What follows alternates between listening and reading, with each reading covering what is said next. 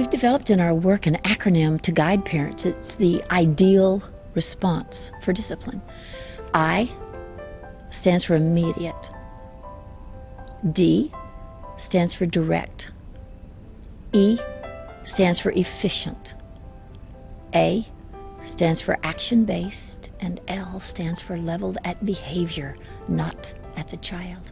So ideal, I, immediate. We know that if you respond to a child's behavior, good or negative behavior, within 3 seconds, they will learn. So when the child does something good and you say, wow, that was nice using your words, or that was such a good show and respect, or wow, I love it when you look at me with those beautiful blue eyes. When we do that within 3 seconds, or when a child needs to be redirected and they say something harsh and we say, well, let's try it again. If we say it immediately, we know from brain research, a child will learn. If we do it direct, we ask parents to be within 3 feet of your children. That's where I could reach out and touch my child. So direct means that when I talk to my child and I say, tell me about your day, I'm going to be my body poised towards their body and my eyes and my full attention to them. I am fully present to that child and I'm asking them to be present to me. My eyes are there for them. I might reach and touch their shoulder. That child's going to connect to me.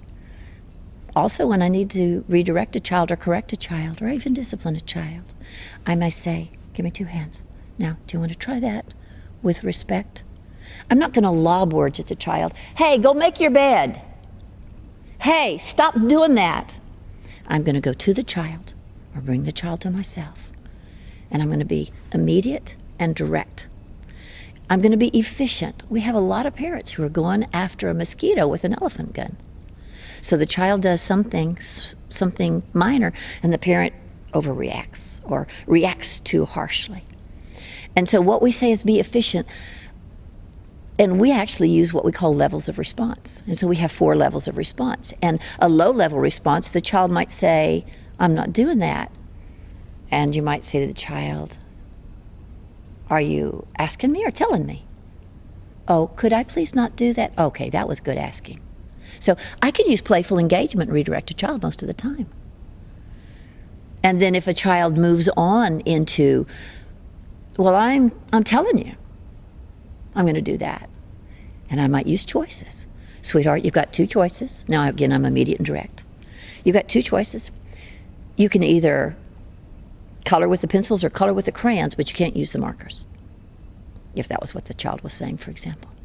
So I might use choices. Then I might use compromises. And actually, in terms of being efficient, some parents find it's counterintuitive because something that we do, a child might say, you're stupid and you're ugly and I hate you and I'm not going to the library. Or I'm not going to bed. And they've just done all this mouthy stuff. Well, they look like a pretty high challenge. I'd call that a level 3 challenge. But I might be able to meet that level 3 challenge without starting a nuclear race. I might be able to say, if you're asking for a compromise, try it again and give me good words. And the parent will say, well, why would you give that kid that was mouthy a compromise? And I would say, because my goal is to give that child voice and to connect with them and to do shared problem solving with them. So the child might go like, okay, could I please not go to the library? It's really boring. Well, sure, that was good using your words. Thanks for using those good words with me. In every case, I've been efficient. I haven't used force. I don't need force. I have relationship. So our discipline style on the I.D.E.A.L response is immediate, direct, efficient, action-based. We know from brain research that there's something called a sensory neuromotor loop. What it just means in common terms is, if I do the thing I heard about, I have a body memory for it. And so when a child does the wrong thing, they have a body memory for the wrong thing. And my goal as a person who wants to connect and empower my child, I want to give my child the body memory for the right thing. So when a child, if I've got something in my hand and a child grabs a pencil out of my hand, I say, whoa, stop. Put that back here, now. Now my voice may change, my demeanor will change, my words get slower. I am no nonsense about this kind of behavior. I'm not permissive about bad behavior. but I have a goal to reconnect and to guide this child to empower them. And so I say to that child, put it here, now. Now, I don't take it back from them. I want them to have body memory to give it to me. So I say, here, now. And if the child resists, I might wait. I'm counting to myself because I know my children are slower to respond because their brains are different.